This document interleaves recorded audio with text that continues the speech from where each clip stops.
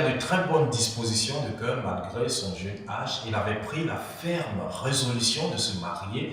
Étant vierge, elle était très attachée à son éducation chrétienne. Malgré son environnement peu hostile à cet engagement, Rachel a tenu ferme et a même poursuivi ses études jusqu'au collège. Il est arrivé une année où son père n'avait plus les moyens pour la scolariser. Et cette année-là, la vie de Rachel va connaître un grand bouleversement. Vie de débauche extrême, vie de débauche sexuelle extrême, consommation de boissons alcooliques, fréquentation dans les bars et les boîtes de nuit. On se pose donc la question, comment se fait-il que la jeune Rachel, aussi engagée à manifester la vie de Dieu, puisse se retrouver dans de telles fréquentations et puisse vivre une telle vie de débauche aussi extrême? Comment se fait-il que le Seigneur l'a rencontrée et l'a transformée? Élément de réponse dans ce numéro de Vie transformée que je vous invite à suivre maintenant. Bonsoir et bienvenue. Je suis la sœur Nguessan Rachel. Mon faisait des disciples, c'est le pasteur Babatunde Nathanaël. J'ai cru à la CMCI le 31 décembre 2003. Je voudrais dire merci au Seigneur pour cette délivrance authentique de l'immoralité sexuelle dont il m'a accordé. Et comme toute autre jeune fille, j'ai voulu me marier vierge depuis mon enfance. Parce que vu la vie de mes grandes sœurs, je me suis dit que moi, je ne devais pas vivre cette vie-là. Parce que mes grandes sœurs vivaient une vie de désordre. Chacune avait son copain, ça prenait les grossesses, ça avortait à la maison, d'autres faisaient des enfants avec des différents papas. En tout cas, je me suis dit à moi-même, moi Rachel, je ne voudrais pas vivre cette vie-là. Donc j'avais décidé de me garder vierge et de me concentrer sur mes études. Arrivé au CM2, j'ai commencé à vivre certaines sensations que je ne comprenais pas moi-même. C'est après qu'on m'a dit que ce sont des couches de nuit, c'était les présences de Marie de nuit. Seulement, je savais que j'avais des relations sexuelles avec des hommes dans mon sommeil. Quand je dormais la nuit, je couchais avec des hommes dans mon rêve et je me réveillais le matin avec les sensations, c'est-à-dire que avec l'aspect d'une jeune fille qui venait de partir avec un homme. Mais je ne comprenais pas, j'étais encore très petite. Et je n'arrivais pas à expliquer ça à mes parents. Je n'arrivais pas à expliquer ça à mes amis. Et je gardais ça pour moi-même. Et je vivais cette chose-là chaque nuit. Et jusqu'à ce que je grandisse avec, jusqu'en classe de 3e. Et je ne connaissais pas d'homme parce que je me suis dit, moi je dois me marier vierge, finir mes études, travailler. Mais arrivé en classe de 3e, j'ai raté le BPC. Et mes parents sont pauvres. Et c'est avec les moyens que mon père avait, ma mère se débrouillait pour nous mettre à l'école. Arrivé un moment, mon père avait décidé qu'il ne pouvait plus, quand j'avais raté le BPC, il ne pouvait plus s'occuper de moi. Et vraiment, je me sentais obligée de me débrouiller moi-même pour aller à l'école parce que je voulais finir à tout prix mes études et travailler. Et ça sorti mes parents de cette vie de pauvreté. Et c'est comme ça, un soir, une amie du quartier m'avait demandé de l'accompagner quelque part, qu'elle voulait voir son copain et qu'il était allé voir son patron quelque part, il prenait une bière quelque part, qu'elle voulait que je l'accompagne, je l'accompagne. Je lui ai dit seulement sur la rue que moi je suis chrétienne, que je ne veux pas rentrer dans le maquis. Elle m'a dit que je n'avais pas de problème. Et je voulais signifier une chose, c'est que mon père et ma mère sont des chrétiens. Donc depuis mon enfance déjà, je partais déjà à l'église. Donc j'avais signifié à cette jeune amie-là que moi, je n'allais pas rentrer dans le maquis, j'allais rester dehors l'attendre. Et nous sommes arrivés effectivement devant le maquis. On a vu le monsieur, le patron, et puis son copain en question. Et elle est rentrée. Et son patron a demandé que je rentre aussi avec elle. J'ai dit non, que moi je suis un enfant de Dieu, que je ne peux pas m'asseoir dans un maquis. Et il a dit à la dame, la dame qui tenait le bar et ses amis avec qui il était, que pour cette jeune fille qui est dehors que je vois là, nous allons déplacer la table dehors. Effectivement, ils ont déplacé la table dehors. Et j'ai pu m'asseoir à leur table. Mais je ne consommais pas la boisson. J'étais pensée parce qu'on était déjà à la rentrée. J'ai réfléchi comment payer l'école, comment reprendre les cours, tout ça. C'était mon fardeau, c'était mon besoin. Et c'est dans cet esprit que le monsieur m'avait observé, le patron de son copain m'avait observé. Il m'a demandé pourquoi tu étais pensif. Et je lui ai dit que vraiment j'ai un souci. Il m'a demandé, je lui ai expliqué que vraiment j'ai raté le BPC et que je voulais reprendre les études, je voulais continuer mes études. Mais les moyens faisaient défaut. Donc j'ai dit comment cette année j'allais reprendre les cours. Et le patron m'avait dit que, ah mais une jeune fille comme ça, une belle jeune fille comme toi, a pour souci les études, c'est que tu es une bonne fille, tu es intelligente. Et de telles filles comme toi, on doit les aider. Et c'est comme ça, nous avons fait connaissance, je suis rentrée à la maison. Quelques jours après, je crois quelques semaines après, on m'appelle, le copain de ma camarade m'appelle, me dit que son patron veut me voir. En tout cas, je me suis dit que c'est pour me draguer, faire ceci. En tout cas, beaucoup de choses me passaient derrière la tête.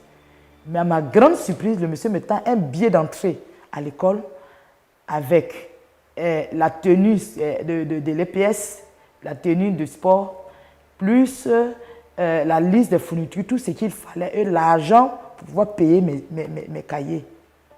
En tout cas, j'étais surpris parce qu'il ne m'avait pas demandé de coucher avec moi, il ne m'a rien demandé. Il a dit qu'il faisait ça parce qu'il a vu que j'étais intelligent, le désir de vouloir faire mes études, la manière dont j'étais vraiment, il voulait m'aider juste. Vraiment, je me suis dit que Dieu venait de m'envoyer un ange pour me sauver de cette situation. Et j'ai dit merci au monsieur, je suis rentrée à la maison. Quelques temps après, le monsieur est rentré en France. À son retour de la France, des mois après, il cherchait quoi, quelques 6 mois après, je ne me trompe pas. Il dit qu'il voulait me voir. Je suis allé rencontrer le monsieur et dans un maquis. Il m'avait demandé de me voir dans un maquis. Nous sommes partis, il m'a demandé que vraiment, quand il payait mon école, tout ce qu'il faisait pour moi, ses intentions n'étaient pas de coucher avec moi ou de faire quoi que ce soit avec moi, mais ses intentions étaient de m'aider.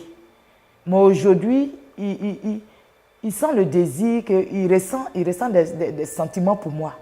Et que vu mon caractère, vu ma manière d'être, mes ambitions, il voulait me prendre comme épouse. Et je lui ai dit que moi je suis chrétienne et que si tu veux m'épouser, il faut que tu ailles voir mes parents et tu remplis les conditions.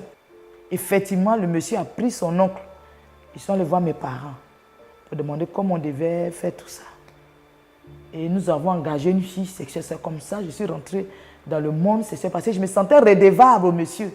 Parce qu'il me demandait déjà à coucher avec moi, parce qu'il m'aimait déjà, je voyais qu'il m'aimait. Je suis partie avec lui, disant qu'elle allait m'épouser, puisqu'elle a déjà vu ma nudité. Donc j'allais m'épouser. Parce que pour moi, ma vie était la chose que j'avais de plus précieux. Je n'avais pas d'argent, je n'avais rien. Donc celui qui découvrait mon corps devait m'épouser. Et c'est comme ça qu'il m'avait promis le mariage. Mais quelques temps après, je découvre que ce monsieur a fait un mariage avec une autre dame, avec la mère de sa fille en cachette. Et je suis allée sur les lieux, j'ai découvert qu'effectivement il faisait le mariage. Je suis rentrée à la maison. Mais j'étais blessée dans mon homme intérieur parce que cet homme m'avait trahi. Je l'avais aimé. Je lui avais donné la chose que j'avais de plus précieux. Et il m'a trahi. Je suis rentrée à la maison avec un esprit abattu. J'étais triste. J'étais découragée. Donc j'ai décidé moi-même de me venger des hommes. C'est-à-dire que je pouvais marcher avec un homme sans amour. Tout ce que je recherchais en homme, puisque les hommes recherchaient les intérêts. Donc je me suis dit que moi aussi à mon tour, j'allais rechercher les intérêts dans les hommes. Et que je n'allais pas aimer un homme. Parce que l'amour n'existait pas. Et c'est comme ça, de 2000 à 2001, je suis rentrée dans une vie de désordre sexuel. Celui qui me plaît, je le choisissais. Mais je restais celui qui avait l'argent, qui pouvait m'aider à finir mes études. Parce que mon but, c'était mes études et travailler. Et c'est comme ça que j'ai commencé à aller d'homme en homme à cette année 2000-2001. Je couchais avec les hommes, je cherchais l'argent. Et arrivé un moment, j'ai commencé à rencontrer des filles qui avaient la même pensée que moi. Donc nous avons créé un réseau. Ils ont dit que c'est les hommes avec qui nous allons sortir, nous allons les appeler les bailleurs de fonds. Donc, on va avec un homme, il nous donne l'argent, on avance. Il n'y avait pas d'amour dans ce que nous faisions. Et j'ai commencé à fonctionner avec les hommes. Mais seulement, je ne couchais pas les hommes mariés parce que je me suis dit que je n'aime pas quand quelqu'un couche avec mon mari. Je n'aime pas prendre quelque chose qui ne m'appartient pas. Donc, je sortais uniquement les hommes non mariés. Des hommes non mariés qui avaient l'argent, des célibataires. Parce que je voulais, dans tout ça, je voulais me marier aussi. Donc, c'est dans cet esprit que je fonctionnais avec tous ces hommes-là. Mais j'étais malheureuse. J'étais très malheureuse. Un jour, je disais comme ça que je cherchais du travail. C'est vrai que je vais cette vie-là, mais je cherchais du travail. Et j'ai fait la rencontre d'un ingénieur à la CIE. Et ce monsieur-là m'avait proposé de me trouver du boulot, à condition de sortir avec moi. Et j'avais accepté de partir avec parce que je voulais travailler. Et après 2 sorties à l'hôtel avec ce monsieur, il ne m'avait pas trouvé du travail. Mais à la suite, j'étais déjà tombée enceinte. Et quand j'ai su que j'étais enceinte de ce monsieur, je suis allée le voir. Et je lui ai dit que j'étais enceinte de lui. Il m'avait demandé de garder le bébé. Je n'avais pas eu le travail. Je n'ai pas eu le mari. Alors j'ai décidé d'avorter. J'ai dit au monsieur que j'allais avorter ce bébé.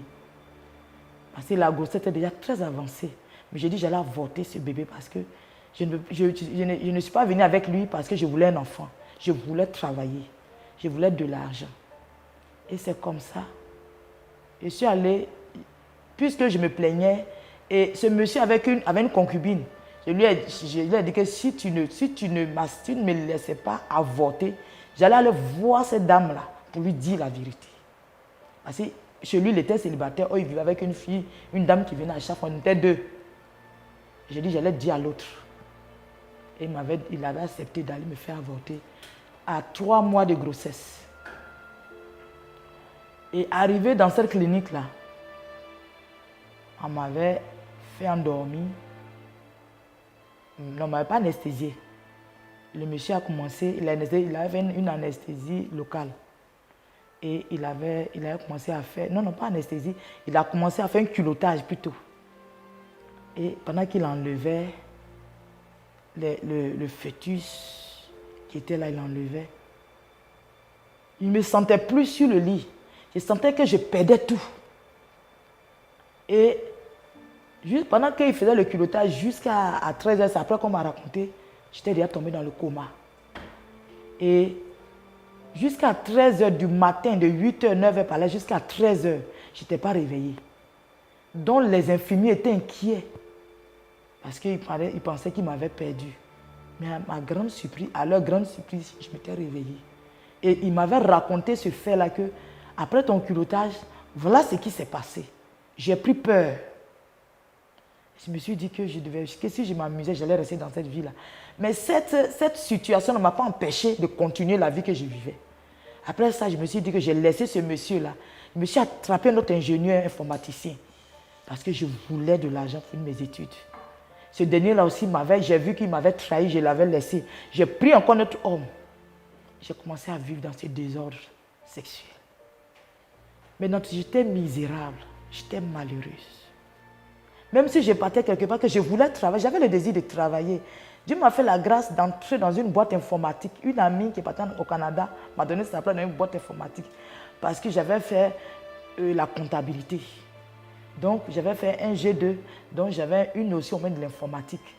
Donc, j'ai décidé de travailler dans une boîte. Arrivé là-bas encore dans cette boîte-là, en tout cas, mon patron, tout le monde me désirait. Mais je fuyais certaines choses, je vivais dans ce désordre-là. C'est à cause de cette vie-là que je ne suis pas restée dans cette boîte. Parce qu'il fallait que je sorte de cette boîte informatique. De peur de s'aimer le désordre. Parce que mon patron qui mettait à ma suite, et je connaissais sa femme. Donc j'ai dit que bon, si c'est une raison, à cause du fait que, pour ne pas que je brise une relation entre cette femme et son mari, j'étais obligée de quitter la boîte. Parce qu'on devait me déplacer, m'envoyer dans une autre boîte. J'ai dit non, ça ne vaut pas la peine. Parce que je sais que même dans l'autre boîte, l'homme là est toujours avec moi. Mon patron est toujours à mes suites. Donc j'ai dit à sa femme que j'ai arrêté de travailler dans la boîte. C'est comme ça que j'ai quitté la boîte. Et j'ai commencé à me promener. Je restais à la maison, toujours à la suite des hommes. Et je vivais dans ce désordre-là, sexuel. J'étais malheureuse. Je n'avais pas la joie. Je n'avais pas la paix. Mes nuits étaient troublées. Et ces couches de nuit se répétaient à chaque fois. Parce que si aujourd'hui je regardais un film, je retrouvais les mêmes personnages dans mes songes avec qui je couchais en même temps.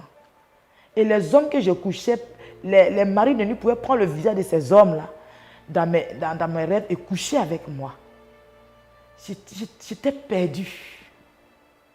Mais je ne savais pas comment résoudre ce problème du sexe. Je ne voulais pas de cette vie, mais je ne comprenais pas. Je ne pouvais plus arrêter cette vie. Et c'est comme on m'avait mis dans un monde où une chose qu'on avait planifiée, que c'était ma vie, que j'étais appelée à vivre cette vie-là, toute mon existence sur la terre. Je sentais comme si ma vie se résumait à cette mode de vie-là. Que moi, Rachel, je ne pouvais pas me marier, je ne pouvais pas être une fille stable, je n'avais pas une stabilité conjugale, je ne pouvais plus aimer. Parce que j'avais perdu le sens de l'amour. Et c'est dans cet esprit-là que je marchais, je fonctionnais. Avec tous ces amis avec lesquels je marchais, les mauvais amis qui m'amenaient à sortir, à aller boire. C'est vrai que je ne connaissais pas la boisson, mais j'étais toujours j'aimais bien la compagnie des hommes dans les maquis. J'aimais me faire voir plein de choses. Et c'est dans cet esprit-là, en 2003, ma petite sœur qui fréquentait déjà la communauté missionnaire chrétienne internationale, la CMCI, m'avait trouvé un travail chez une dame qui était comptable dans un collège. Elle m'avait dit non, qu'elle voulait que je vienne travailler chez cette dame-là. Peut-être qu'elle pouvait m'aider pour finir mes études. Et que la dame là dit qu'elle cherchait quelqu'un pour finir, qu'elle pouvait aider pour mes études. Mais j'allais lui donner mes services. Elle a dit qu'elle restait à la maison avec elle. Cette dame était seule avec sa fille. Et j'ai trouvé que c'était une bonne idée. J'allais rester à cette dame-là. Et quelques temps après, en cette même année 2003, j'ai une amie qui habitait là, une voisine, la fille d'une voisine, qui était partie à la Riviera. Et quand elle est revenue à la Riviera, elle avait changé complètement. Elle s'appelait Maï. Elle était très belle, elle était devenue belle. En tout cas, elle était devenue radieuse, humainement parlant. Tout avait changé, son teint, tout avait changé. Et elle m'a approchée. Elle m'a dit, Rachel, tu es une belle femme, une belle fille. Tu as les qualités pour réussir dans le réseau dans lequel je me trouve. Je lui ai demandé quel réseau. Elle m'a dit le lesbianisme. J'ai dit, en tout cas, je sais aller reconnaître le domaine des hommes. Mais le domaine des femmes, je ne maîtrise pas. Et puis, comment ça se passe? Elle m'a dit, quand tu seras dans le réseau, si tu acceptes de venir dans le réseau, tu vas apprendre, tout s'apprend. Et dans le réseau dans lequel elle se trouvait, c'était le réseau des Canadiennes, des Belges, des Indiennes. Elle me disait comme ça que si tu viens dans ce réseau, tu auras une maison, une duplex, tu auras une voiture, un compte bancaire, ce dont tu as besoin, que tu cherches, tu allais avoir. Il a dit, voilà une chance pour moi pour réussir. Voilà ce que j'ai recherché et que je n'ai même pas eu ça avec les hommes. Donc si avec les femmes, je peux avoir ça, je n'ai aucun problème. J'ai accepté l'amitié de la décision de cette jeune fille, Maï. Je lui ai dit, bon, comme nous sommes en décembre et que je ne voudrais pas rentrer dans une nouvelle année en tant que lesbienne, je voulais qu'elle attende le 5 janvier 2004. Je réponds à son rendez-vous. Et c'est comme ça. Cette jeune fille m'a laissé. Et j'ai commencé à nourrir l'esprit de devenir lesbienne. J'ai commencé à dire que, à apprendre déjà à commencer à laisser les hommes. En tout cas, je ne me sentais plus avec les hommes. Je ne me sentais plus avec les hommes. Je me suis dit que j'ai commencé à apprendre comment être en tant qu'une lesbienne. J'ai commencé à me renseigner au fait. Que ça se passe comment, tout ça. Vous avez suivi son témoignage, elle est à quelques pas du lesbianisme. Il reste 5 jours où Rachel va donc entamer une autre vie, celle du lesbianisme. Vous verrez la bonté du Seigneur, l'amour du Seigneur qui va se manifester ce 31 décembre dans la vie de Rachel. Ensemble, découvrons la suite. Le 31 décembre 2003, j'ai décidé d'aller voir ma petite sœur qui est missionnaire à la CMCI. Et je suis pour préparer le nouveau l'an, pour préparer les fêtes de nouveau l'an avec elle, pour inviter les parents pour qu'ils mangent le repas le 1er janvier avec nous. Et ce jour-là, je me suis apprêtée, je me suis habillée, je suis descendue chez elle pour qu'on fasse un peu le programme. Et quand je suis rentrée, quelques minutes après mon arrivée chez ma petite soeur, elle a eu la visite d'un frère de cette communauté-là, à qui elle m'avait présenté. C'était le frère Kouadiane Serge, qui était rentré ce jour-là. Elle me l'avait présenté. Et elle a dit que, ah frère, voici ma grande soeur. Elle s'appelle Rachel. Et il m'a dit, mais tu es une jolie grande soeur. Je lui ai dit merci. Et il m'a observé pendant un bon moment. Vous savez, quand on te dit tu es jolie, tu es belle, et puis un homme t'observe, tu te dis, ah, peut-être que celui-là aussi est en train de m'apprécier, en train de me désirer. Donc le frère me regardait seulement, il me regardait seulement. Bon, je pensais que peut-être qu'il me désirait comme les autres hommes. Mais quelque temps après, il m'a posé une question. Il me dit, Rachel, est-ce que tu as Jésus? Je lui ai dit, bien sûr, j'ai Jésus. Je suis chrétienne. Ça me fait 23 ans de vie chrétienne. Parce que pendant que je vivais cette vie de débauche, d'immoralité sexuelle, je partais à l'église. Je partais à l'église pour cacher un peu cette phase, cette partie de ma vie là. Parce qu'au quartier, on me connaissait, on me nommait Vierge Marie. Pourquoi? Parce que je ne cherchais pas les hommes dans mon quartier. Je sortais de mon quartier pour vivre cette vie-là. Parce que je ne veux pas donner une fausse image de ma personne à cause de l'identité de mes parents. Parce que mes parents sont chrétiens. Donc, on considère que les enfants de M. Bouy-Jean sont des chrétiens. Et au quartier, quand un homme me draguait, je refusais. Parce que je me suis dit que je ne vais pas me donner une fausse identité dans le quartier. À cause de mes parents. Il faudra qu'on dise que celui-là, les messieurs-là, ils sont chrétiens, mais ces enfants-là vivent le désordre. Donc moi, je sortais du quartier, je faisais ma chose dehors. Et je rentrais tranquille au quartier. Donc les jeunes du quartier m'ont surnommé la Vierge Marie. Donc c'est dans cet esprit-là que j'étais. Et quand il m'a dit ça, je lui ai dit non, je suis chrétienne. Il m'a posé une autre deuxième question. Il m'a dit, est-ce que tu as fini avec le péché? Là, je n'ai pas pu répondre. Mais je lui ai juste dit qu'on ne peut pas finir avec le péché, ce n'est pas possible. Que la délivrance du péché est impossible. Que la seule personne que je reconnaissais, qui a connu cette vie sans péché, c'est Jésus-Christ. À part lui, que tu sois prophète, que tu sois pasteur, que tu sois un dirigeant d'une église, tu es un pécheur. Parce que j'ai côtoyé des hommes de Dieu, je connaissais un peu leur vie. Donc quand il m'a dit, mais avec conviction, le frère m'a regardé dans les yeux. Il m'a dit, on peut finir avec le péché. Je lui ai dit, comment? Il dit, c'est un mensonge de Satan. C'est une séduction du diable. De faire croire aux hommes qu'on ne peut pas finir avec le péché. Parce que quand quelqu'un donne la vie à Jésus, que Jésus rentre dans le cœur de cette personne, la première action de Jésus, c'est le délivrer de l'esclavage du péché. Parce que la Bible dit que voici l'agneau de Dieu qui ôte le péché du monde. Donc quelqu'un ne peut pas dire, donner la vie à Jésus et puis ne pas être délivré du péché. Alors là, je suis resté calme. J'ai commencé à l'écouter comme si ce qu'il me disait, en fait, c'était nouveau pour moi. Et le frère m'a rendu son témoignage de conversion. Comment il était avant, comment il a connu Jésus. Après sa repentance, c'est que cela a produit. J'ai dit, mais dis donc, est-ce que c'est vrai? Parce que je ne croyais pas à la délivrance du péché du sexe. C'était une chose qui me dominait. J'avais le désir de pouvoir arrêter, je n'avais pas la puissance. Et le frère m'a dit, tu sais Rachel, chaque péché que tu commets, chaque mensonge, chaque acte d'immoralité, d'impudicité que tu commets, ce sont des coups de couteau dans le cœur de Dieu.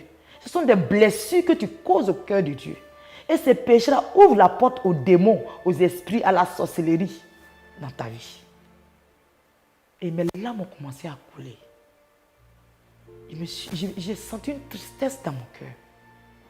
Parce que je me suis dit que, connaissant mon passé, jusqu'à cette heure où j'ai rencontré le frère, connaissant tout le mal, tous ces désordres que je vivais, ces mensonges à ces rendez-vous, pour doubler notre homme, pour aller à un autre rendez-vous parce que les intérêts de là-bas sont plus que l'autre. Tous ces vols, parce que tu pouvais prendre l'habit d'une camarade portée parce qu'il fallait changer d'habit. Toutes ces choses que j'ai vécues, ces pensées morales, ces films immoraux qu'on regardait, toutes ces choses. J'imaginais le nombre de couteaux que je causais au cœur de Dieu. J'ai eu les larmes aux yeux. J'ai commencé à pleurer devant mes frères. Parce que je me suis dit que j'ai tellement blessé le Seigneur Jésus, que je ne le méritais pas. Je lui ai dit aux frères que c'est un cadavre en moi. Si Jésus t'a délivré réellement de cette vie d'immoralité, que toi aussi, dont tu étais esclave, si Dieu l'a fait, je vais l'expérimenter aussi. Je vais expérimenter cette vie. Je vais être une fille, je vais faire la délivrance du péché d'immoralité sexuelle. Je vais être cette jeune fille qui peut se garder sans péché. Je vais arrêter de blesser le cœur de Dieu. Et ce jour-là, je me suis mise en genoux. J'ai décidé de donner ma vie à Jésus-Christ. Parce que je voulais que Jésus change ma vie. Je voulais arrêter cette vie. Je voulais être une fille normale. Et ce jour-là, j'ai accepté le Seigneur Jésus-Christ comme mon Seigneur et Sauveur.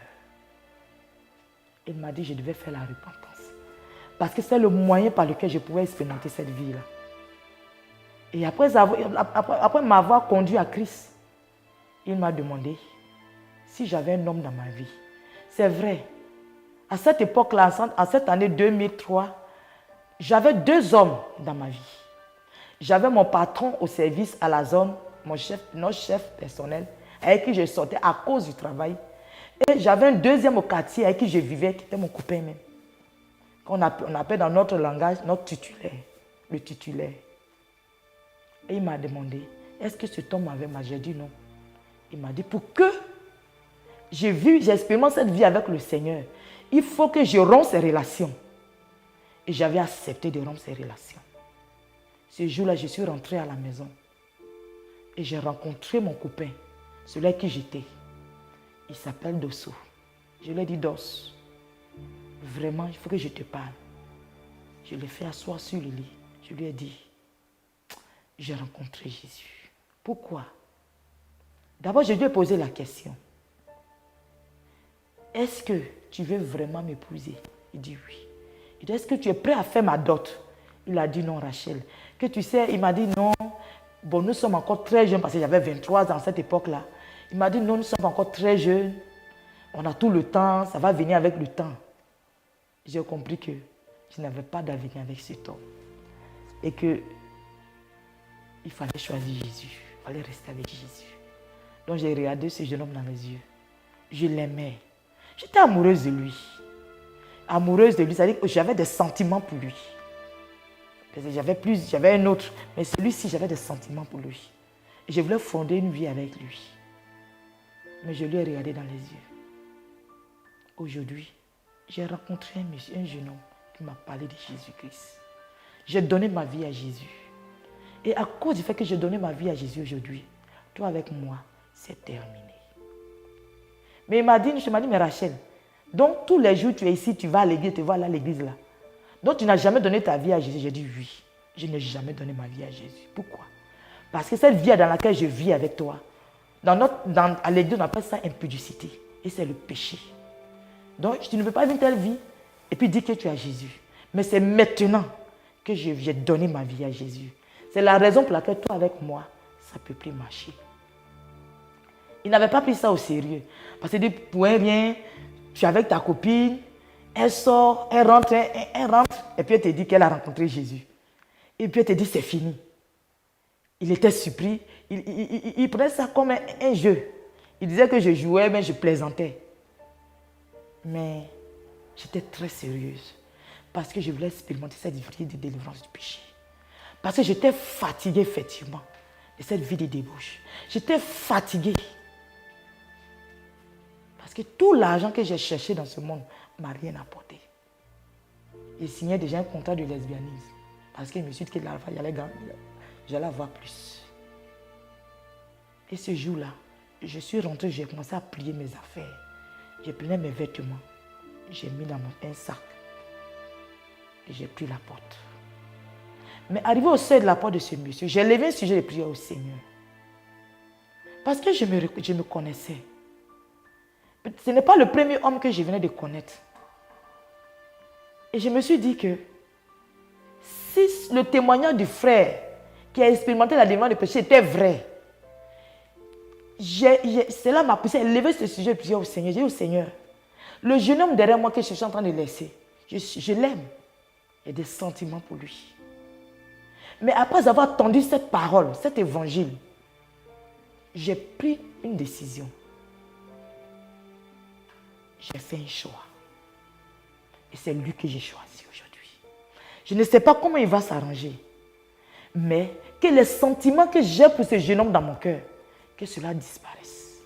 Parce que je ne voudrais plus revenir dans cette vie. Et je suis partie de la chambre. Je suis allée loger chez ma petite soeur qui était déjà de cette communauté-là. Et j'ai commencé à faire la repentance. Ils m'ont demandé d'acheter un cahier qui était divisé en 3 parties. Il devait écrire mes péchés en pensée, en parole et en acte. Et j'ai commencé à écrire mes péchés. Ils m'ont donné un livre de lire la vraie repentance. Frère, quand j'ai commencé à lire ce livre, pendant que je faisais le cahier, j'ai commencé à pleurer amèrement sur mes péchés. J'ai découvert la misère du péché. J'ai découvert le désastre que le péché me causait. Parce que je souffrais de beaucoup de maux. Je comprenais que je ne pouvais jamais être heureuse dans cette vie-là. Mais quel que soit l'argent que je percevais, quel que soit les biens que j'allais percevoir à partir de cette vie-là, je ne pouvais pas être heureuse. Parce que je blessais le cœur de Dieu. Et c'est dans cette vie, dans ce travail de repentance-là, que j'étais. Quand j'ai fini, j'ai pris le cahier. Je suis allé voir le frère en question, il m'a dit non, de travailler avec une sœur. Et cette sœur-là m'avait conduit à la repentance à 22 heures. Parce qu'on devait aller d'abord au culte. Et après la prière, nous sommes revenus de 22 heures à 2 heures du matin cette année. Nous avons traversé l'année, j'ai fait la repentance, c'était le 31 décembre. J'ai donné ma vie à Jésus. Le 1er janvier 2004, j'ai commencé à faire la repentance. C'est cette période que j'ai fait la repentance. Quand j'ai fini, on m'a conduit aux eaux du baptême. Mais il y a une chose que j'ai vécue après que cette sœur m'ait conduit à la repentance. Après la nuit, le matin, je me suis réveillée. J'avais une sensation en moi. Une chose que je n'ai jamais ressentie dans ma vie. J'ai eu une paix dans mon cœur. J'ai eu la paix dans mon cœur. J'ai eu la paix dans mon âme. J'ai eu la paix dans mon esprit. Je me sentais à l'aise dans ma peau. C'était comme le monde avait changé de revers pour moi. Et c'est comme on m'avait transféré dans un autre monde. Je me sentais heureuse. Il y avait une joie qui m'habitait. Et je désirais cette vie-là. Je voulais ressembler aux frères de cette communauté. Parce que leur manière d'être était différente. Ils avaient eu une manière de vivre, leur vie de sainteté. Leur manière de s'habiller, leur manière d'être me plaisait. Donc je voulais rapidement être comme ces frères-là. Et à partir de cette période-là, quand j'ai fini, après mon baptême, tout ça, je sentais la paix à nouveau. J'ai commencé à vivre la vie chrétienne. Tous les vêtements que je portais dans ce monde, que j'avais acquis dans le monde, les robes enfilées, les robes transparentes, tous ces habits, ces pantalons, ces collants, tout ce que j'avais, ont commencé à me dégoûter. Je découvre à ma grande surprise que ces vêtements-là m'énervaient, me déplaisaient. J'ai commencé à trier ces vêtements dans mes affaires. Et je disais à ma mère spirituelle que ces habits-là, je ne les veux plus. Parce que quand je portais une robe, parce que je n'avais pas d'autres vêtements que ça, quand je portais, j'étais troublée dans mon esprit, j'étais troublée dans mon corps. Donc j'enlevais. Et c'est comme ça, une sœur m'a fait don d'un ensemble.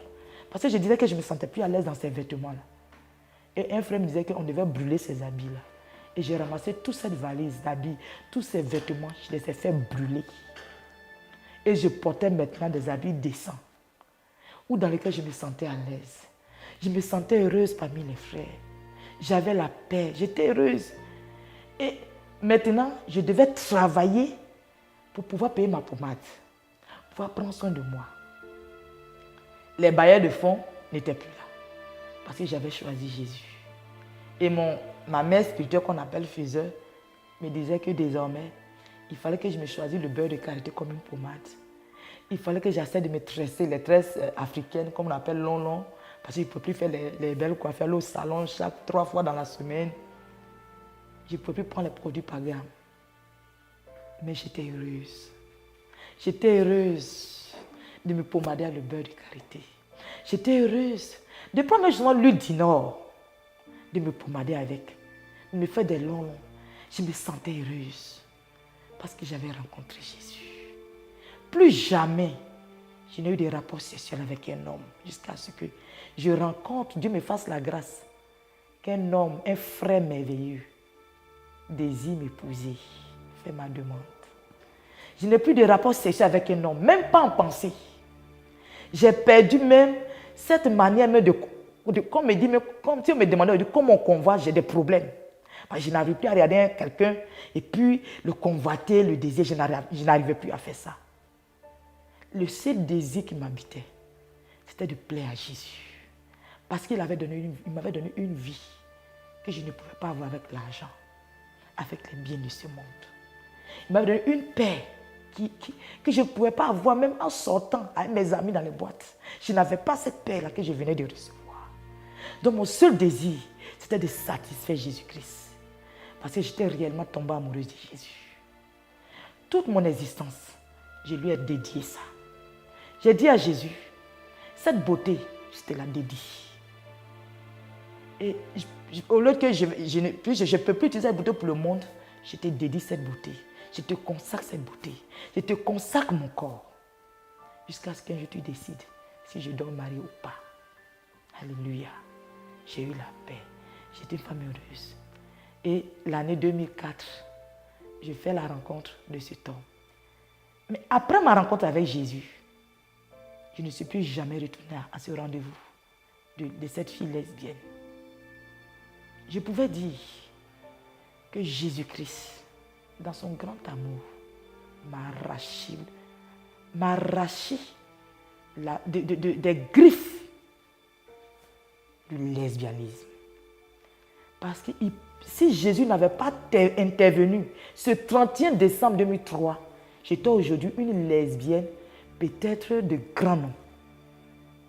Mais il n'a pas permis cela. Il m'a sauvée. Il m'a donné la vie. En plus de ça, il m'a permis de connaître le vrai amour en faisant la rencontre d'un homme qui est tombé amoureuse de moi, qui m'a aimé, que j'ai nommé mon trésor. C'était un don que Dieu m'a donné. Un homme doux, un homme merveilleux, un homme qui m'a compris, un homme qui m'a démontré qu'on peut aimer. Et c'est avec cet homme-là que je suis aujourd'hui. Cette vie de débauche-là, que mes soeurs viennent que je refusais, c'était une malédiction de la famille. On ne devrait pas se marier. Mais quand j'ai donné ma vie à Jésus, que je me suis repenti de mes péchés, que j'ai abandonné le péché du sexe, Jésus m'a donné une chose que le péché ne pouvait pas me donner. Le mariage qui n'existait pas dans ma famille. Je me suis mariée. Et dans notre famille, quand tu te maries, tu n'as pas d'enfants. Tu peux avoir les enfants dans le monde, tu n'as pas de mari. Mais tu ne peux pas avoir les deux. Non seulement Jésus m'a donné la vie, non seulement il m'a donné la paix, la joie de vivre, parce que je suis très heureuse dans le Seigneur. Il m'a donné un mari. Dieu nous a donné, à mon mari et moi, 2 jumeaux. C'est-à-dire 2 garçons et 2 filles.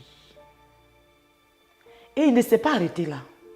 Pendant que je poursuivais les diplômes dans le monde, je poursuivais les diplômes, je voulais finir les études et travailler dans le monde, que je n'arrivais pas pour lui. Je me suis mis dans une vie de débauche. En Jésus m'a donné un travail. Aujourd'hui, dans cette œuvre, dans la CMC où je suis un agent alphabétiseur. Dieu m'a comblé d'avoir un diplôme en tant qu'agent alphabétiseur. Un diplôme que je n'avais pas eu dans le monde. Mais Jésus m'a donné ce diplôme-là. Jésus m'a comblé des choses que je n'ai pas pu avoir dans le monde. Il m'a donné tout ce dont j'avais besoin pour vivre. Je me sens très heureuse. Il a redonné à ma personne sa valeur. Et je peux dire aujourd'hui qu'une jeune fille peut être délivrée du péché du sexe de l'immoralité sexuelle. Je peux dire aujourd'hui que Jésus-Christ détient la puissance de la délivrance du péché. Parce qu'en Jésus aujourd'hui, je vis une vie sans immoralité.